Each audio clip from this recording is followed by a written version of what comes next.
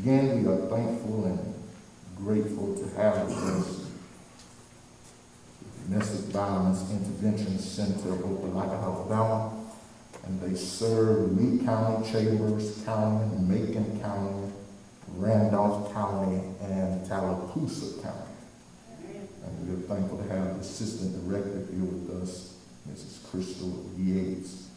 Now, all of us know somebody that has dealt with some form of domestic violence. And you here may have heard some of the mottos this month. Everyone knows someone that love shouldn't hurt.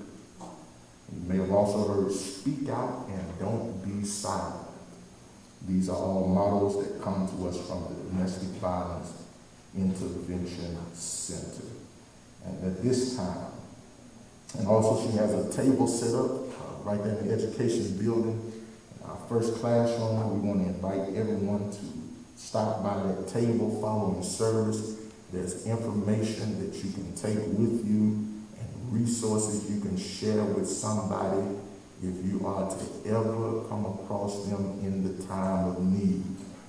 So I'm encouraging everyone immediately after service to drop by right there in classroom number 1 of the education building and to pick up some of that information. You never know who it is you may help. Amen. So I encourage you to stop by. Thank you. At this time, let us welcome Assistant Director Yates. Amen.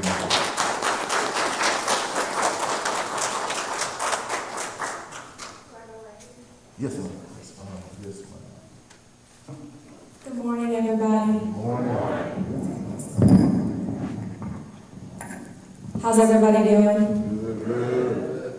I love that Pastor said, speak out and don't be silent, because that's why I'm here. The reason why we do any outreach or speaking events is to educate the community on subjects like domestic violence. Domestic violence is still very taboo in a lot of counties. I see it, I hear it when I talk to the different communities. And I've had several people say to me, well, domestic violence doesn't happen in this county. So every year we call each individual county and police department to find out the number of calls that they received in that year.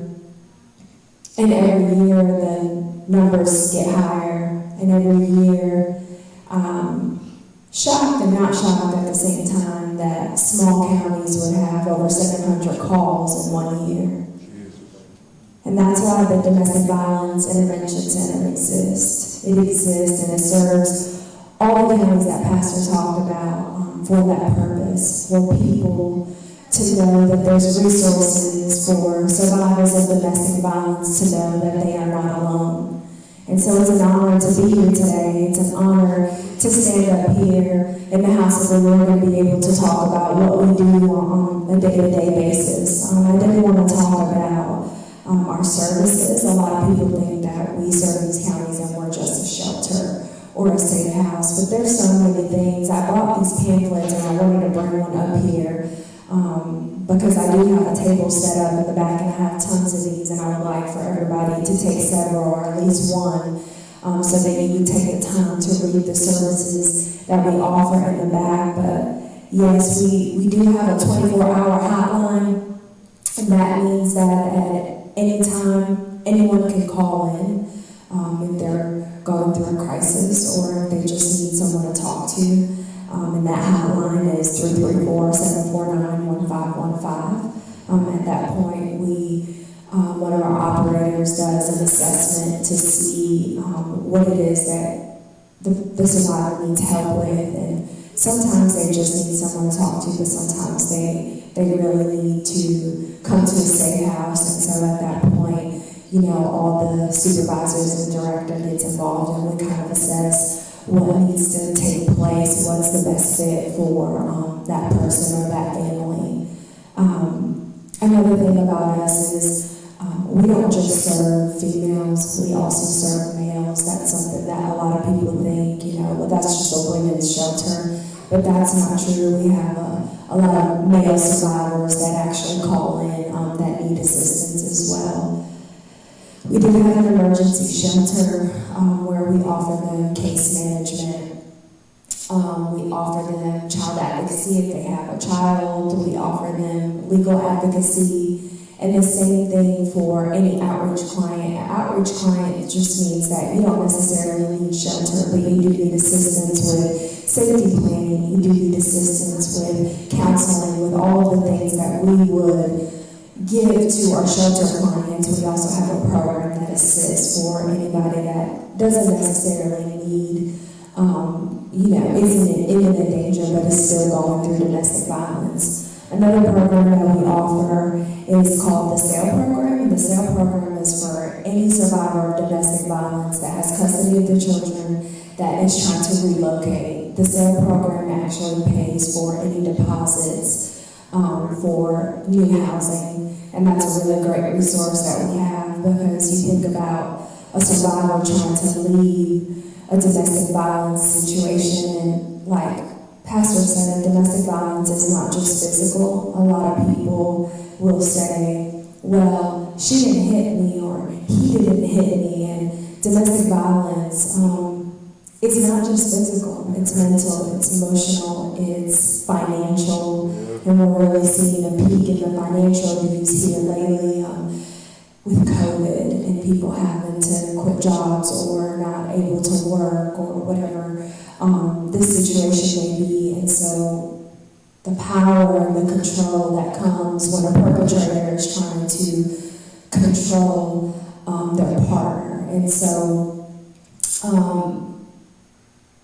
there's so many things that we do on a day-to-day basis. I'm passionate about what I get to do every single day. It's hard some days, but it's so rewarding to be able to see somebody come to us and they're lost and they're broken and they have so much trauma, and for us to be able to offer them the practical things like therapy, but for us to also be able to provide support and a listening ear, and to provide hope, to let them know that they're not alone and that there's a way out. And something that I love about our staff is that most of us are survivors of domestic violence.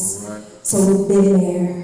We've been on the dark side of having to go through all the types of domestic violence, and we get to stand up and tell them that there is a way out, and that yes, it seems hard and it seems impossible, but that they can break the cycle of domestic violence, that they don't have to keep going back. And we see a lot of our clients go back, but something that doesn't change about us is that if they need us, we're still there. We don't judge them because they go back. That's part of the cycle. That's what happens. And then we see a lot of success stories. We see clients who come to us and they get out. And unfortunately, some don't get out. Jesus. And it's a sad day for us when that happens. Recently, I'll share this story with you while I close. One of my coworkers had lost her mother due to domestic violence about 4 months ago. She's our case manager. And, one of the reasons why she applied to the Domestic Violence Intervention Center is because she had witnessed and experienced domestic violence growing up, and tried to share the resources with her mother, tried to be an inspiration that, there's a way out. And I get a phone call at 1 a.m. about 4 months ago, and she was crying hysterically, and she said that her stepfather had shot and killed her mom in the middle of the night. And it was very, very sad. And that's happening all around the world. I mean, we see a peak in that in the social media, the suicide, homicide, and all we can do is speak up and not be silent. Just like we speak up about many other things, this is an opportunity, and it's not just because it's October and it's Domestic Violence Awareness Month. If you know anybody that is struggling, if you know anybody that is going through this, whether they talk about it. Maybe you don't know what to say. Maybe you don't know how to say it. You can provide the information. You can tell them that there's hope. You can tell them there's people that are willing to fight for them, that there's people that are willing to stand up for them, that there's people that are willing to go to bat for them. And that is what the Domestic Violence Intervention Center does. We have staff that are passionate. We have staff that are willing to go that extra mile to see our clients succeed. And I just thank you so much. I invite you to the table in the back after service so that I can tell you more about what I do, so that I can tell you more success stories and things that we get to provide for our clients. And I just want to thank you guys so much for allowing me to be here and to speak to you about something that I love and is very dear to my heart.